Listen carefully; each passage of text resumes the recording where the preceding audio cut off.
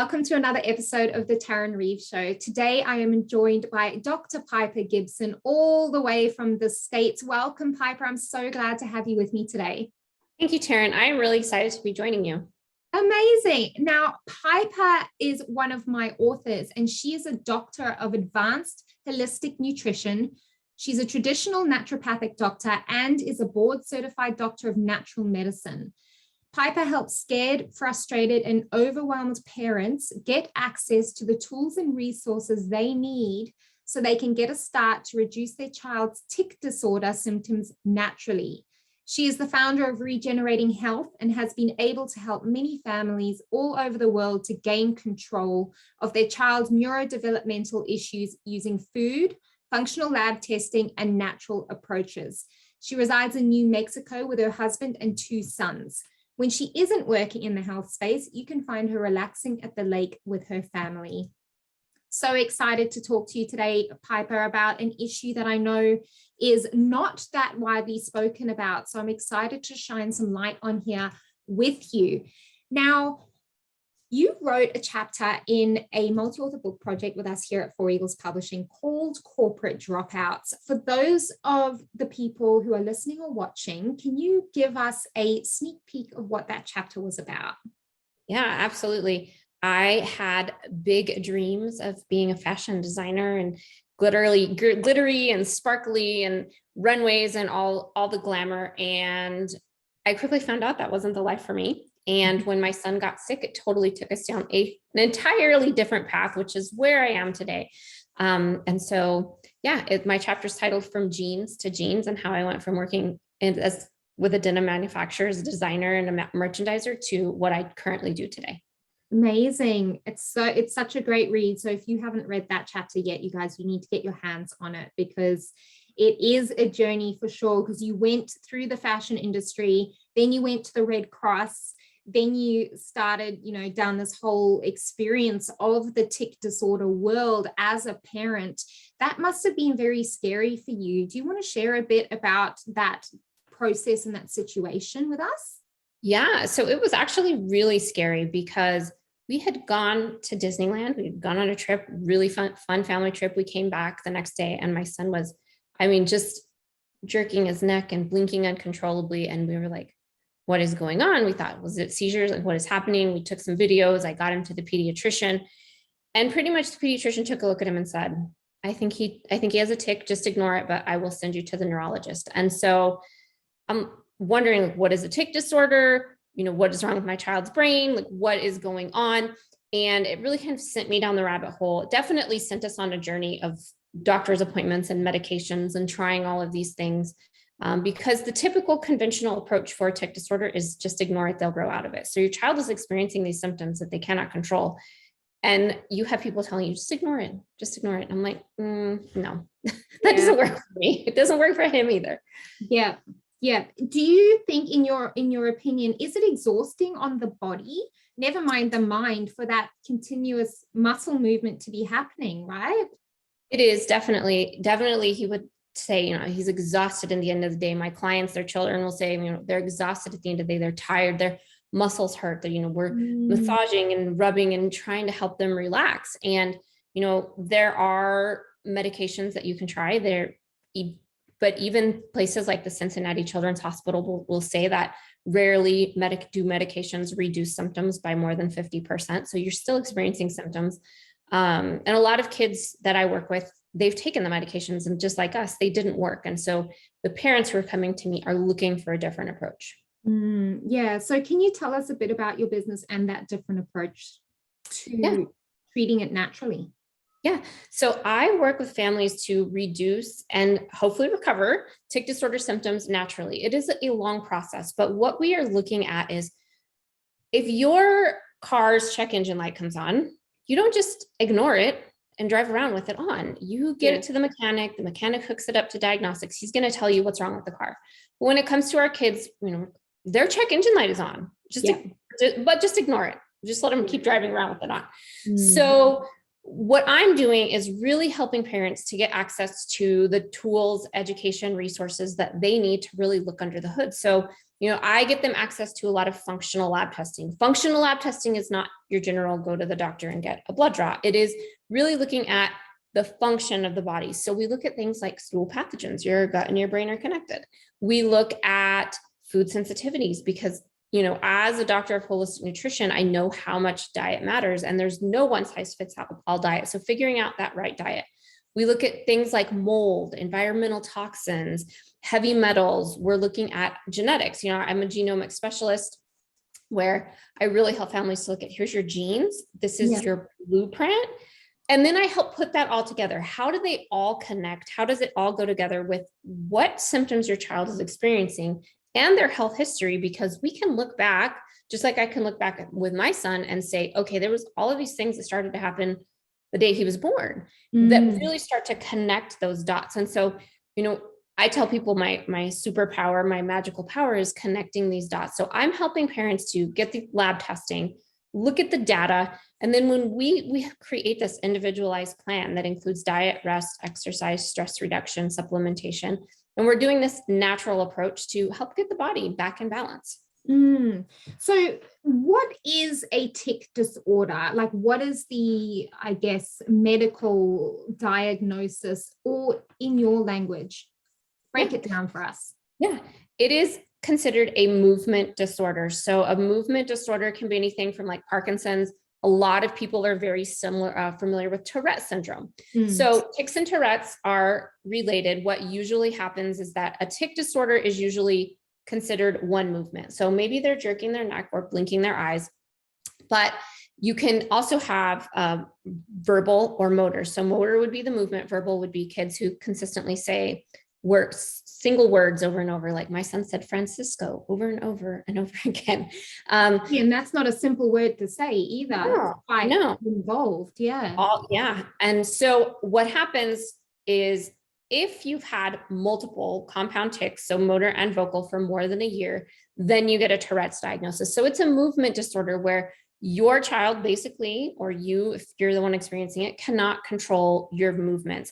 My son and a lot of my clients will say they feel like they have to move their body and they can't do anything about it. They can't necessarily stop it. And so really it's looking at a movement disorder, and conventional medicine looks at it as a neurological issue. You're diagnosed like a neurological tic. It's neurological, but from the holistic perspective, tics are not just purely not neurological. They're happening other places. And a lot of that is maybe from the gut or the foods that we're eating or the immune system or the genetics. So looking at what is happening inside the body.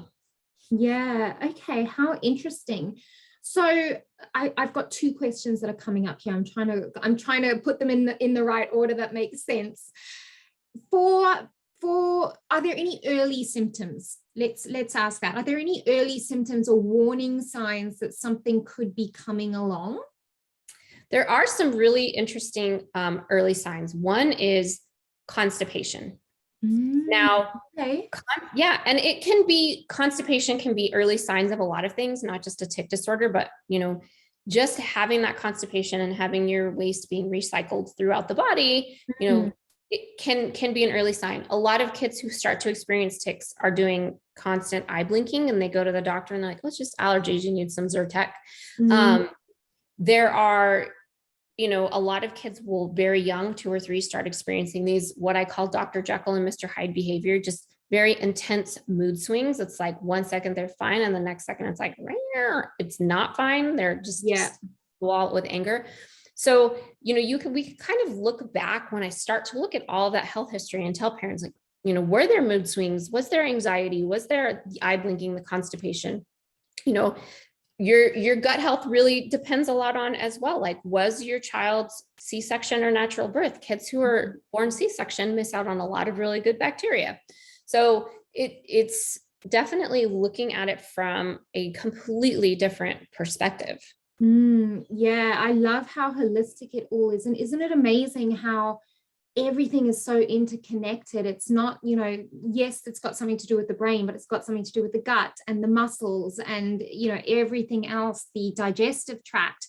So amazing. Now, tell me more about this food and diet, kind of how this fits in to the whole thing. Are there certain foods that are like like aggravating or that people should steer away from? What do you think? So there are inflammatory foods. We know that dairy and gluten being two of the top inflammatory foods. Yeah. So kids who experience things like tics, OCD, sensory processing, ADHD, it can be very key to remove the gluten and the dairy from their diet, at least for a period of time, to reduce inflammation. Yeah. And the thing is with foods is it the fact that you might have some, what we call leaky gut or intestinal permeability going on, that is causing food issues, or is it foods causing the gut issues? So we know that they're very highly related. So those are two of the top inflammatory foods. Sugar, of course, being number one inflammatory food of all time.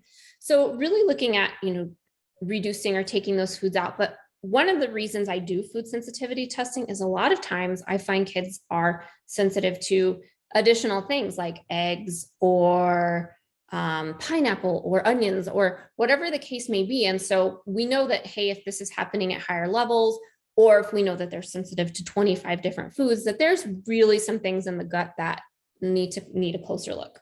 Yeah. Yep. And how do you go about repairing that? Is that like a whole different range of things? I'm assuming it's not just simple.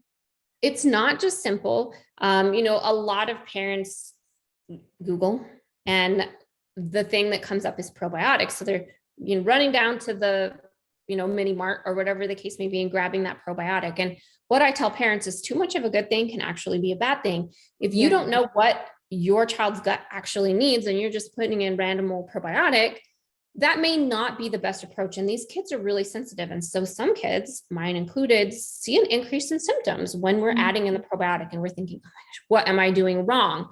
Yes. So yeah, it is really based on, this is why I like to do a stool pathogen test, because then we can say, okay, these are the targeted things that your child needs. This is what's going on with food. This is what's going on with gut. This is what's going on with genes. We can look at things like mold. If, let's say, you're living in an older home, maybe there's mold in your older home. That mold is a biotoxin. It starts to push out the good bacteria in your gut. And so we need to look at all of these aspects to figure out, how is this all connected? Yeah, it's just so fascinating. Now, tell me, you do these functional lab tests and I'm assuming other tests as well. Do you work with people globally, or is it only in the States at the moment? I work with people globally. I have several clients in Australia. I've got people in UK. There's a couple of countries it's a little harder to get tests into or out of based on shipping and customs. But any of, the bigger countries where there's some decent shipping, it's pretty easy to get that done. Great. Okay. I just wanted to make sure that if anyone was listening, I was like, yes, I need support, that they can come to you for that. That's amazing. Now, who do you love to work with? Who's your favorite kind of ideal person to support? I am my favorite client. And by that, I help scared, frustrated, overwhelmed parents get access to the tools, the education, the resources they need in order to start reducing those tic disorder symptoms naturally. For me, when we fell into this, we got told we needed to go to the nutritionist. There was one nutritionist in town. She was booked for 6 months. And I thought to myself, I have to figure this out for myself. So I always wanted somebody to hold my hand.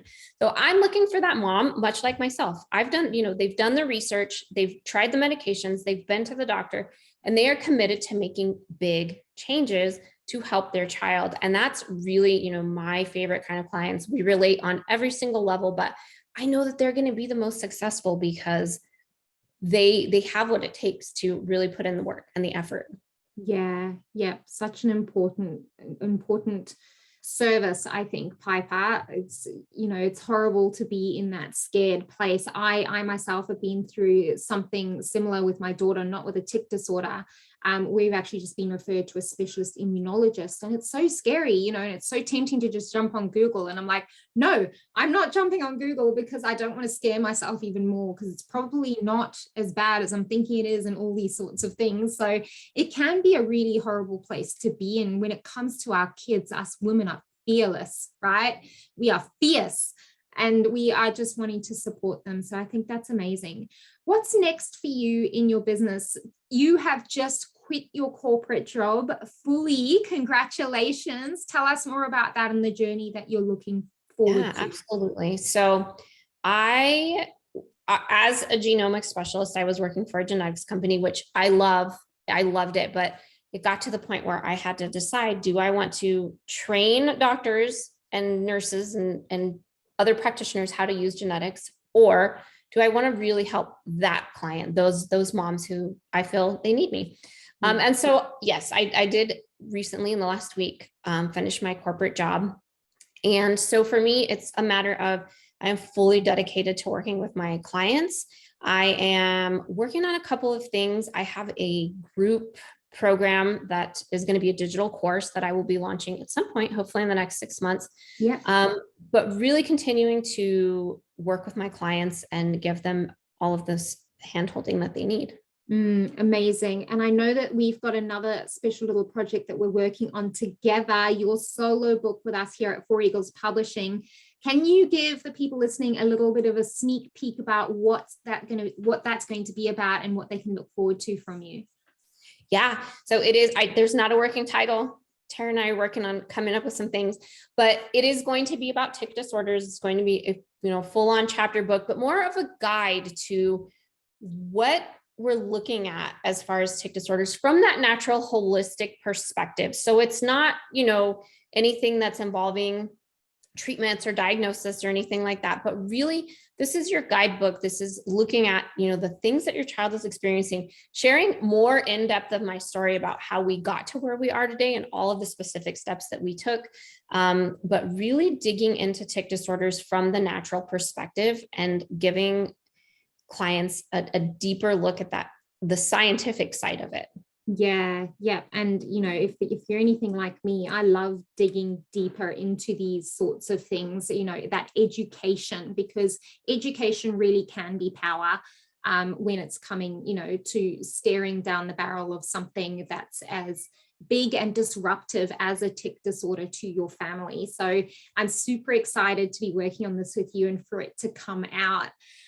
Now tell me, how can people find you? Yeah, I am on Facebook at Regenerating Health.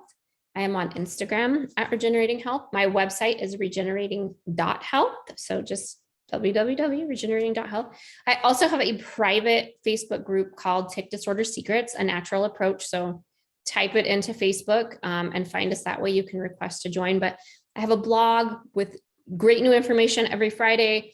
I have freebies, and it's called my freebie on there right now on my website is called the Tic Disorders Cheat Sheet. So parents can get on there and kind of grab that and get started and take a look at what that is and how they can get started a little bit on this path.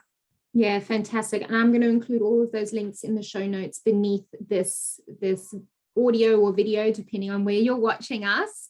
Now, if you have not purchased your copy of Corporate Dropouts, Piper wrote her chapter inside there, as did 19 other amazing women who were in corporate and decided that lifestyle wasn't for them, and how they kind of navigated out of that and into the world of creating their own businesses and what that looked like and the struggles they experienced along the way. Head on over to Amazon, grab your copy, Kindle or paperback. If you know of someone who could benefit from it, please send them the link too. And if you are wanting to participate in a multi-author book project, or maybe even write your solo book, then I would love to hear from you. And my team at foureaglespublishing.com are ready to support you in whatever that looks like: writing, publishing, marketing, wherever you are on the journey. Thank you so much, Piper, for sharing your wisdom today on such an interesting and in-depth topic. Thank you so much for having me, Taryn. My pleasure. We'll be speaking again soon, I'm sure. Bye.